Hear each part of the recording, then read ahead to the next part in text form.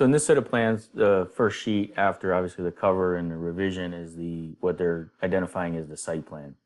And typically what the site plan is going to show is basically a 2D layout of the site. So it'll typically show the property line, which is this dark line here.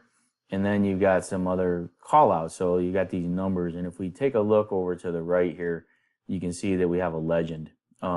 So, we have our north arrow, our, call or miss utility note, the scale, and then, information about what you're seeing on the plan. So here we can see we got water valves, which are these guys here. You've got your underground telephone, water, sanitary, light poles, and then you've got your boundary line, right? So proposed in this case this is the new property that's going to be proposed. Some other notes, and then down here you got your site note. So you can see based on this legend, anything in the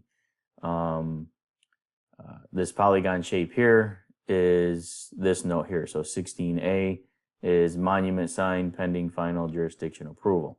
All right, so that's going to be the sign for the gas station. Then we've got these squares, and 1A is concrete curb. So it's integral concrete curb. So we know that that's the type of curb that's going to be in this area here.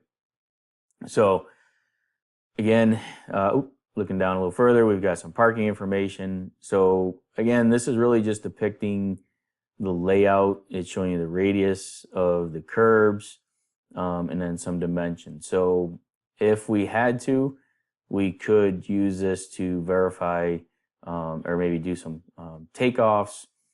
We could use it to build and start a model as well for laying out the information if we didn't have the CAD file. This is one of those cases where having a CAD file would definitely be advantageous in any case, but to have to draw this off from scratch would be a task. So we kind of want to get the data. Now, if we take a look here, and again, this is one of those cases on the site plan, I'm looking for some coordinates where we can tie this down. And we do have some bearings here. We got some dimensions. I don't necessarily see any control points or any coordinates, but that may be on another sheet. So even though it's not on this sheet, it's not the end of the world.